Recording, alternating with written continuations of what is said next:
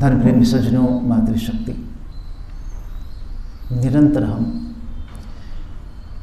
ब्रह्मयज्ञ के इंद्रिय स्पर्श के मंत्रों को सुनते हुए बहुत सारी नई नई बातें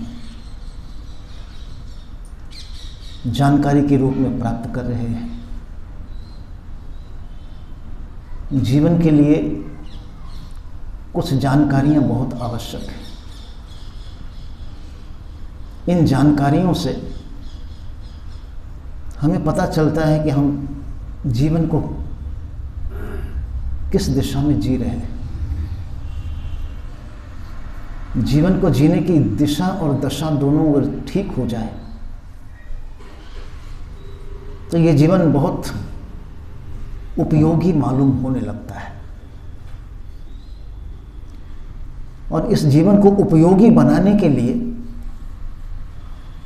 दोनों चीजें ठीक करना जरूरी है, इसकी दशा भी और इसकी दिशा भी। दोनों चीजें ठीक करना जरूरी है। जो मंत्र आज आ रहा है, इस मंत्र में कहा गया ओम नाभि। नाभि शरीर का केंद्र है और कहते हैं कि जो केंद्र मजबूत हो उस पर ऊपर और नीचे, उसके ऊपर और उसके नीचे जो भी है, उस केंद्र की मजबूती के कारण उसको एक मजबूत आधार मिलता रहता है। और नाभि एक ऐसा स्थान है जहां से हम सबका जन्म होता है। इसलिए इस मंत्र के अंदर जो प्रार्थना की गई है उसमें यह कहा गया कि जिस स्थान से मेरा जन्म हो रहा है उस स्थान पर इतना संयम हो कि हम उस स्थान से निकलकर जब बाहर आए, दुनिया में आए, संसार में आए, तो उस संयम को साथ लेकर आए। इसलिए प्रार्थना में कहा कि हे भगवान, मेरी जनन इंद्रिय में संयम हो। ओम नाभि। नाभि यानी जनन इंद्रिय। इन सभी इंद्रियों में एक ये ऐसी इंद्रिय है, एक ऐसा स्थान है, ये आप इसको स्थान भी बोलिए, एक ऐसा स्थान है जहां से पूरी तरह से उस बच्चे के जीवन की तैयारी,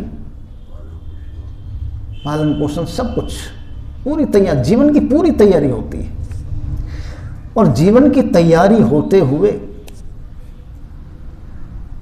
जो मां जीवन को तैयार कर रही है उसके जीवन में जितना संयम है,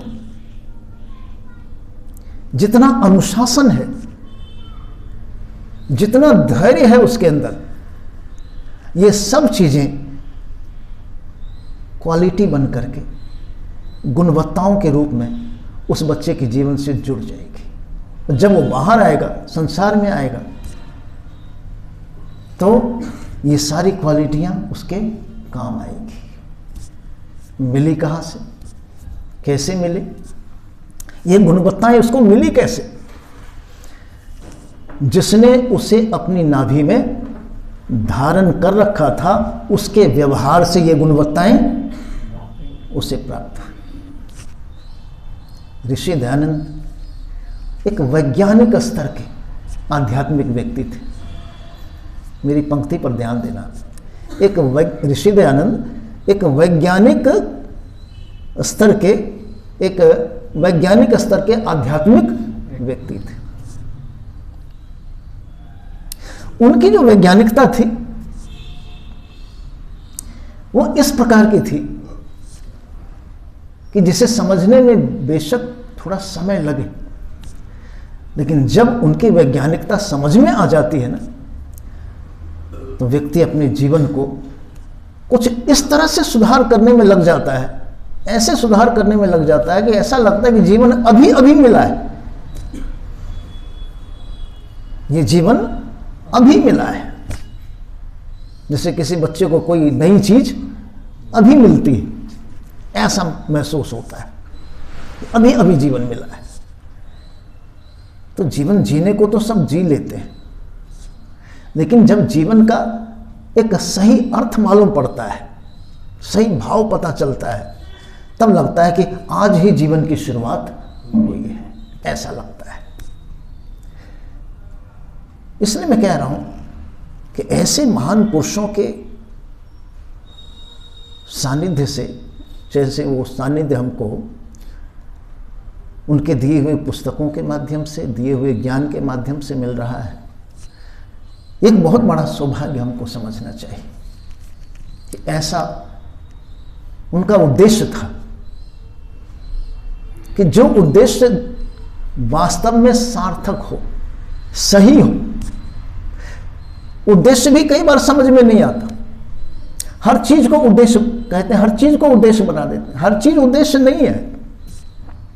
उद्देश्य का मतलब ही हो जाता है कि आपका ये जो टारगेट है, आपका ये जो उद्देश्य है, वो ऐसा है जिससे आप जब इसका परिणाम आपको मिलेगा तो आप तृप्त हो जाएंगे।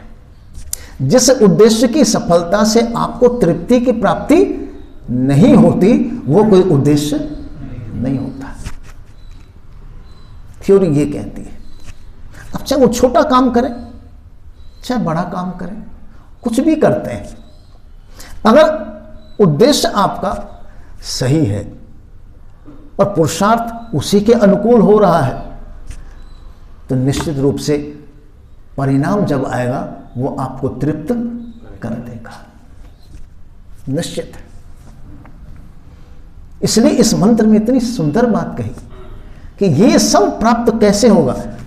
इस प्रार्थना के माध्यम से कहा कि हे भगवान, मेरी इस जनन इंद्रिय में संयम हो। तो जैसे एक माता जैसे ही गर्भ में वो बच्चा आता है तो संयम करना शुरू कर देती है। संयम का मतलब सावधान हो जाती है। उससे पहले कोई भी त्रुटि हुई हो उसको सुधारने में लग जाती है, और उसको जब सुधार लेती है तो उसको लगता है कि अब जो मेरे गर्भ में ये बच्चा है ये सुखमय जीवन जी रहा है, क्योंकि वो मां ही उसको सुखमय जीवन दे सकती है। मां चाहे तो उस बच्चे को गर्भ से इतना सुखी कर देगी, इतना सुखी कर देगी कि बच्चा जब बाहर आएगा ना तो स्वस्थ, बिल्कुल एकदम स्वस्थ और निरोग होकर के बाहर आएगा। इसलिए कहा जाता है कि माता के ऊपर बहुत कुछ डिपेंड करता है। वो बच्चा कितना स्वस्थ है, कितना निरोग है, ये माता के व्यवहार और उसके जीवन की दिनचर्या के ऊपर निर्भर करता है।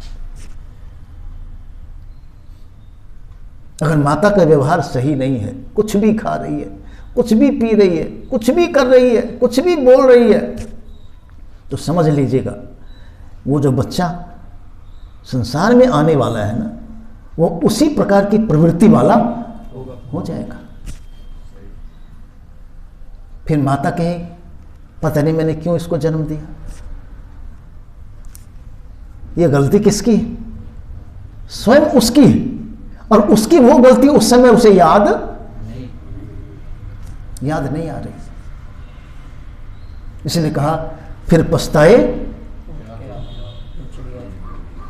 पछताए होत क्या जब चिड़िया डूबी खेत। ये जो कहावतें बनी है ना, इन कहावतों का मतलब यह है कि हमको सतर्क करती हैं, ये कहावतें सावधान करती हैं कि सावधान हो जाओ। संयम से बहुत कुछ मिलता है। माता के संयम से एक बच्चे का अच्छा निर्माण हो जाता है, बढ़िया निर्माण होता है। माली अपने बगीचे को सुंदर बनाने में कोई कमी नहीं रखना चाहता। उसे किसी की तरफ से यह शिकायत नहीं आनी चाहिए कि उसने इस बगिया को खूबसूरत बनाने में कोई कमी रखी है। बस प्रशंसा ही प्रशंसा वो चाहता है, उसको प्रशंसा ही प्रशंसा मिले, और उस प्रशंसा को प्राप्त करने से पहले वो पुरुषार्थ करता है। इसलिए हमारा जो सिद्धांत है ना कि प्रार्थना से पहले क्या करो, ठीक है, प्रार्थना से पहले पुरुषार्थ करो। ऋषि ने कहा कुछ भी लाभ अगर आपको प्राप्त करना है, कुछ भी अनुकूलता प्राप्त करनी है, प्रार्थना से पहले पुरुषार्थ करो। मात्र जुबान से प्रार्थना कर देने मात्र से कुछ भला आपका होने वाला नहीं है। आपका भला तब होगा जब उससे पहले उसके अनुरूप ही पुरुषार्थ आप कर चुके हैं। फिर परमात्मा से कहो कि मैंने तो दिल से किया, हृदय से किया है, मुझे वो आनंद, वो सुख क्यों नहीं मिला। तो परमात्मा उसे पूरा करेगा। वैसा पुरुषार्थ करने की शक्ति भी देगा, क्योंकि आप अपने कर्म में, अपने कर्तव्य में ईमानदार हैं। एक मां अपने बच्चे के निर्माण में जितना ईमानदार होगी, परमात्मा उस बच्चे का जीवन वैसा ही बना देगा, वैसा ही कर देगा, क्योंकि इस ईमानदारी का भी फल सुख रूप ही होता है। आप कुछ भी अच्छा करेंगे ना जीवन में, उसका फल सुख रूप ही होगा, यह निश्चित है। कुछ भी करिए। तो यहां कहा कि जब कुछ हम करते हैं तो निश्चित है उसके पीछे सुख की प्राप्ति लक्ष्य होता है, लेकिन कुछ प्राप्त करने से पहले धैर्य रखना, संयम बनाए रखना जरूरी है। तो संयम की शुरुआत कहां से हुई है? बोले नाभि से। नाभि से, जनन इंद्रिय से इसकी शुरुआत की गई है, क्योंकि वहां से जब इस तरह के धैर्य और संस्कार, धैर्य और संयम के संस्कार उस बच्चे को यहां से जब मिल जाएंगे ना, तो उसके मन में स्थिरता बन जाएगी। वो बच्चा कहीं ना कहीं आगे जाकर के आध्यात्मिक रास्ता पकड़ लेगा, और भौतिकता में भी अगर वो चल रहा है तो अपने सभी कामों को बड़े आराम से, बड़ी सहजता के साथ करेगा। और जो भी काम सहजता से होता है ना, उसमें सफलता अवश्य ही प्राप्त होती है। सहज पके सो, सुनिए ना कहावत, सहज पके सो मीठा। ये कहावत ऐसे नहीं बनी, और केवल मीठा ही नहीं, बहुत रसमय। इसी को कहते हैं परिपक्वता। जीवन में जो परिपक्वता आती है ना, उस परिपक्वता के पीछे इस नाभि को ही हम कारण समझते हैं। इस नाभि से बच्चे के जीवन में जो परिपक्वता एक बार आएगी ना, वो उसके जीवन भर काम आती रहेगी। इसलिए ऋषि ने कहा था, जब बच्चा गर्भ में आ जाता है तो पूरा ध्यान रखो, पूरा ध्यान रखो, उसकी एक एक गतिविधि का, अपनी एक एक गतिविधि और व्यवहार का ध्यान रखो। जो चीजें खुद के लिए नुकसानदेह है, उसके लिए नुकसानदेह है, उन चीजों को जीवन से अलग कर दो, हटा दो उसको। मन के वश में आकर के कुछ भी मत करो, मन की चंचलता के कारण कुछ भी नुकसान मत करो, जो भविष्य में नुकसान होने वाला, ऐसा मत करो। संयम के साथ काम लो, और जब संयम के साथ आप काम लेंगे तो विजय की प्राप्ति होकर रहेगी, सफलता मिल के रहेगा। इसलिए बहुत सारी कई बार मैं ऐसा महसूस करता हूँ लोगों के जीवन और उस चीज़ को देख करके कि कुछ सफलताएं हमारे हाथ से निकल जाती हैं। उसके पीछे जो अगर कारण होता है वो कारण सिर्फ यही होता है कि हमने या तो कहीं धैर्य में कोई कमी रखी, अनुशासन में कोई कमी रह गई, या सोचने समझने के तरीके में कोई कमी रह गई। तो मैंने जो अभी आपको शुरू में कहा कि जीवन को अगर सही चीज, जीवन के बारे में सही सोचना है, सही तरीके से अगर जीवन को समझना है तो इसकी दशा और दिशा दोनों ही ठीक करनी पड़ेगी। अपनी अवस्था को भी ठीक, इसकी दशा को भी ठीक करना है और दिशा भी ठीक रहनी चाहिए। ऐसा नहीं कि थ्योरी कुछ है और चल कहीं और रहे, तो परिणाम अनुकूल नहीं होगा। जैसी थ्योरी है, जैसा सिद्धांत है, उसके अनुसार ही हमारे चलने का तरीका होना चाहिए। पानी मैं मानता हूं उसका चलना स्वभाव है, लेकिन ऐसे नहीं, नीचे की तरफ चलना उसका स्वभाव है, लेकिन ये उसके लिए अनुकूलता नहीं है। तब हम अगर कहेंगे कि पानी तो चलता क्यों नहीं, अनुकूलता नहीं है उसके लिए। तो जिस चीज की जो अनुकूलता है उसके हिसाब से अगर चला जाए, उसके हिसाब से उस काम को किया जाए, तब सफलता की प्राप्ति होती है। इसलिए कहा गया कि आदमी समय भी लगाया, पैसा भी लगाया, सब कुछ लगाया, लेकिन परिणाम अनुकूल नहीं मिला, अच्छा नहीं मिला, फिर क्या फायदा। सब कुछ लगा देने, समय भी दिया, पैसा भी दिया, पुरुषार्थ भी किया, उसका कोई लाभ नहीं, जब तक ये चीजें ठीक नहीं होती। हम इस नियम को जहां जहां भी घटाना चाहें, घर में, परिवार में, कहीं भी इस नियम को, क्योंकि कुछ भी ठीक करना हो तो उसको अनुशासित करना पड़ेगा। बिना अनुशासन के वो चीज सही नहीं होगी। जब जो चीज अनुशासित हो जाती है तो उसका एक ट्रैक हो जाता है और वो सही ट्रैक पर चीज चलने लगती है।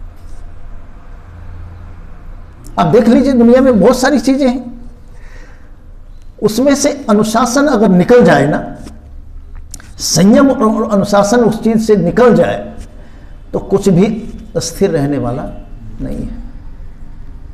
गाड़ियां चलती हैं, हवाई जहाज चलते हैं, सड़क पर लोग चलते हैं, सब कुछ।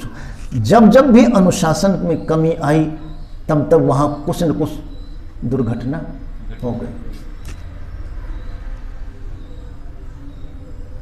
संयम और अनुशासन में कमी ना हो बस, तो जीवन में भी कोई दुर्घटना नहीं होगी। जीवन भी घटनाओं से बच जाएगा, सुरक्षित रहेगा। इस जीवन को घटनाओं से सुरक्षित रखना है, इसलिए इसकी जड़ों को मजबूत करना होगा। और जड़ों को मजबूत करना है तो ये जो केंद्र है ना, इस केंद्र को पक्का बनाना, मजबूत करना पड़ेगा। इसलिए कहा कि जीवन सबसे बड़ी दौलत है। जो जिंदगी है ना, ये सबसे बड़ी दौलत है। इससे बड़ी दौलत, समझने वाले समझते हैं कि इससे बड़ी दौलत कुछ भी नहीं है, कुछ भी नहीं है। और जिस दौलत की आप बात करते हैं ना, मेरी बात आप मानेंगे नहीं, लेकिन मैं सच कहता हूं, आपके बिना वो कुछ भी नहीं है।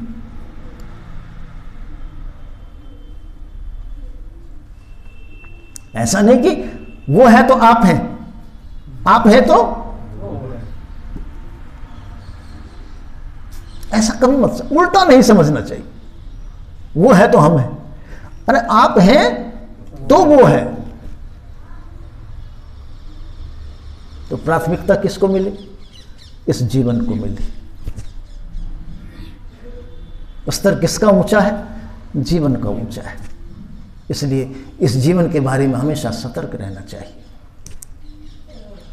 जीवन है तो सब कुछ है, और जीवन इतना बेहतर, इतना सुंदर, इतना सुखमय हो, उसके लिए हम लगातार कुछ न कुछ अच्छा पुरुषार्थ करने में लगे रहें, ताकि हम इस जीवन को प्राप्त करके ये कह सकें कि परमात्मा ने जो दिया वो खूब दिया, जो दिया अच्छा दिया। और इस अच्छे को और अच्छा बनाने का समय भी परमात्मा ने ही हमको दिया है। उस समय का सदुपयोग करके जीवन को हम उपकार में, सुखमय और सफल बना सकें। ईश्वर सब पर कृपा बनाए रखे। ओम शांति।